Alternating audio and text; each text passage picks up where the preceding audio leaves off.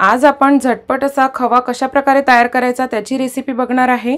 Generally तरी खवा तयार करण्यासाठी दुधाला बराच वेळ घोटत राहावं लागतं, परंतु मी आज तुम्हाला अशा प्रकारची ट्रिक सांगणार आहे की ज्यामुळे फक्त 5च मिनिटांमध्ये अगदी मार्केट सारखा खवा तयार होणार आहे। चला तर मग या रेसिपीला सुरुवात करूया। नमस्कार मित्रमैत्रिणींनो, द स्पेशल फूड मराठीवर तुमचे मनपूर्वक स्वागत आहे। रेसिपीकडे जाण्याआधी आजची रेसिपी आवडली तर लाईक करा, चॅनलला सबस्क्राइब केले नसेल तर सबस्क्राइब करून बाजूच्या घंटीलाही क्लिक करा, म्हणजे मी अपलोड केलेल्या नवीन रेसिपीचे नोटिफिकेशन सर्वात पहिले तुम्हाला येईल।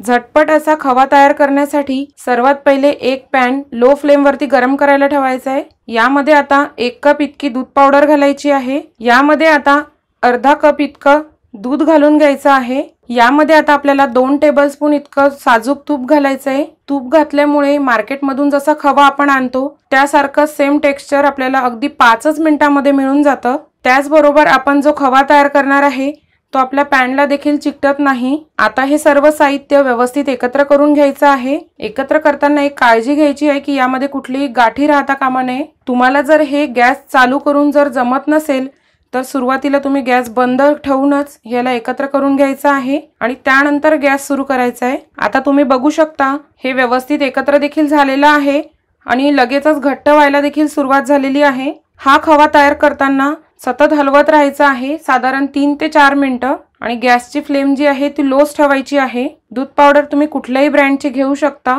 परंतु इथे डेअरी व्हाइटनर घेऊ नका। डेअरी व्हाइटनरनी जसा रिझल्ट खव्याचा आपल्याला पाहिजे आहे तसा येत नाही, त्यामुळे तुम्ही दूध पावडरच इथे वापरा। तुम्ही कुठल्याही ब्रँडची दूध पावडर इथे वापरू शकता। 3 ते 4 मिनिटातच तुम्ही बघू शकता याला छान घट्टपणा आलेला आहे। पॅन पासून थोडं वेगळं व्हायला लागलेलं आहे। जर तुमच्याकडे नॉनस्टिकचा पॅन आणि सिलिकॉनचा स्पॅच्युला असेल तर तो तुम्ही जरूर वापरा, कारण यामुळे आपला खवा जो आहे तो पॅनला चिकटून बसत नाही। जर तुमच्याकडे नॉनस्टिकचा पॅन नसेल तर तुम्ही ज्या कढईमध्ये खवा तयार करणार आहे त्याला अगोदर थोडंसं तूप लावून घ्यायचंय आणि नंतर खवा तयार करायला घ्यायचा आहे, म्हणजे तो कढईला चिकटणार नाही। आता तुम्ही बघू शकता आपला खवा तयार झालेला आहे। हे कसं ओळखायचं इथे तर पॅन पासून हा खवा थोडा वेगळा व्हायला लागलेला आहे आणि पॅनला चिकटत देखील नाहीये। बघा व्हिडिओमध्ये जसं टेक्स्चर दिसत आहे तशा प्रकारचं टेक्स्चर आलं म्हणजे आपला हा खवा तयार झालेला आहे असं समजायचं आणि लगेचच गॅस बंद करून घ्यायचा आहे। गॅस बंद केल्यानंतर या खव्याला आपल्याला या पॅन मध्ये बिलकुल सोडायचं नाहीये, लगेचच एका प्लेटमध्ये काढून घ्यायचंय।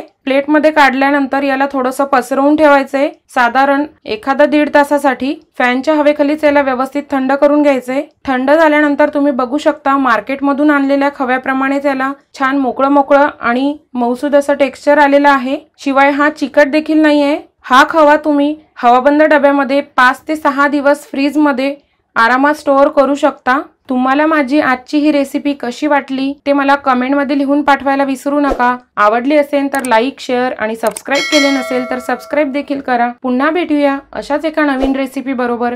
रेसिपी पाहिल्याबद्दल धन्यवाद।